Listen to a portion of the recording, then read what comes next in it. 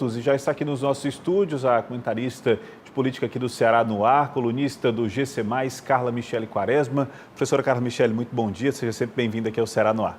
Olá, Alexandre, bom dia a você, bom dia a todas as pessoas que nos acompanham.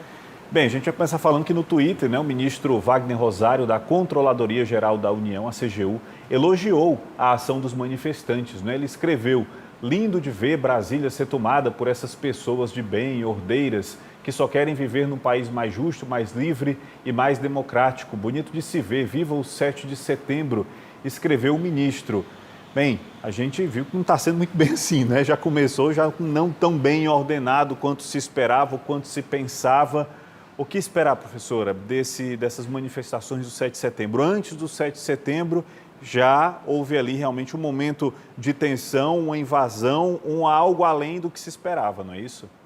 Exatamente. O que nós temos observado é uma crescente desse discurso de violência, de ataque às instituições democráticas, e o ápice disso pode ocorrer hoje a depender do posicionamento do presidente da República, que irá participar dessas manifestações. O presidente foi aconselhado pelos seus assessores a adotar um tom mais ameno, de parcimônia, de diálogo com as instituições, com os poderes da República, mas o caráter do presidente Bolsonaro é da imprevisibilidade. Então, não sabemos como será esse posicionamento, e a depender, obviamente, do que ocorra, esse tensionamento, esse posicionamento mais agressivo dos manifestantes pode sim ser incentivado pela fala do presidente da República. Isso não tem nada a ver com democracia, isso não tem nada a ver com preservação, com apreço pela independência do país. O que os brasileiros querem, na realidade desse momento, é que as instituições possam encontrar um caminho para a retomada do crescimento, para a geração de emprego, geração de renda, controle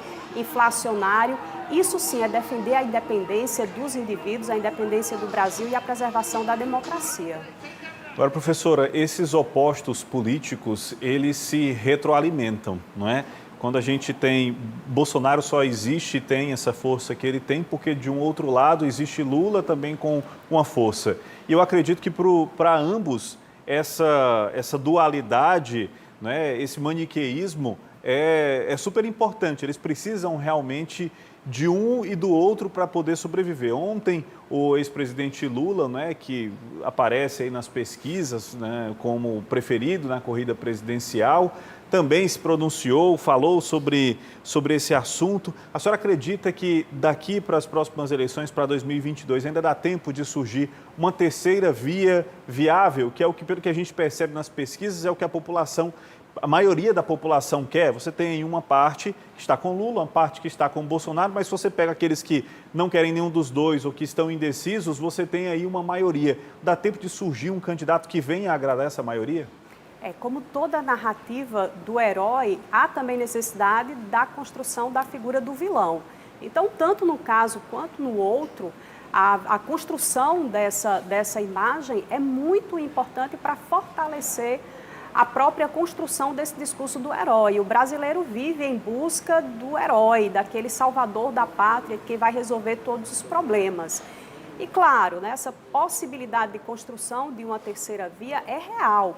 O grande problema é que a quantidade de pessoas que hoje tentam ocupar esse espaço de centro pode gerar uma dispersão dos eleitores no primeiro turno, fortalecendo, portanto, essas candidaturas do ex-presidente Lula e do presidente Bolsonaro.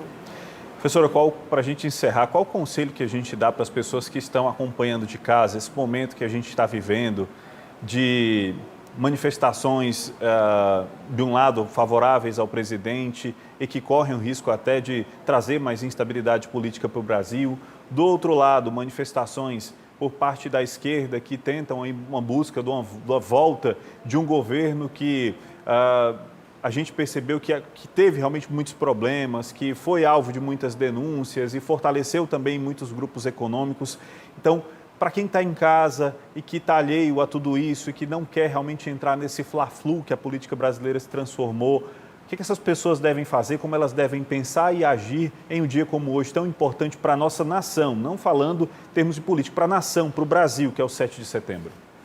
Alexandre, eu acho fundamental que esses enquadramentos interpretativos plurais dados por veículos de comunicação que têm um compromisso com a verdade sejam observados. Então, hoje nós temos veículos de comunicação preocupados com a apuração dos fatos, com a busca pela verdade. Então, acompanhar esses veículos oficiais, fugir desses grupos aí que são criados para atender objetivos eleitoreiros muito específicos e dizer que a construção da democracia é permanente. Nós temos um regime que foi conquistado pelos brasileiros, que nos permite, inclusive, hoje, criticar um governo. Então, nós temos que fortalecer a nossa democracia e o fortalecimento da democracia gera condições também para uma estabilidade econômica que vai proporcionar uma melhor condição de vida para todos os brasileiros.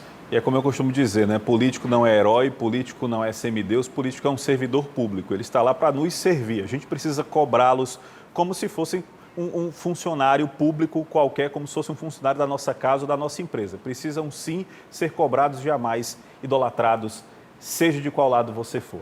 Professora, muitíssimo obrigado pela sua presença mais uma vez. Excelente dia, bom feriado para a senhora. Muito obrigada, Alexandre. Excelente feriado a todos. É isso daí. Acesse a coluna da professora Carla Michele Quaresma no gcmais.com.br. QR Code está aqui do lado, você pode acessar também. Agora 8 horas e 5 minutos.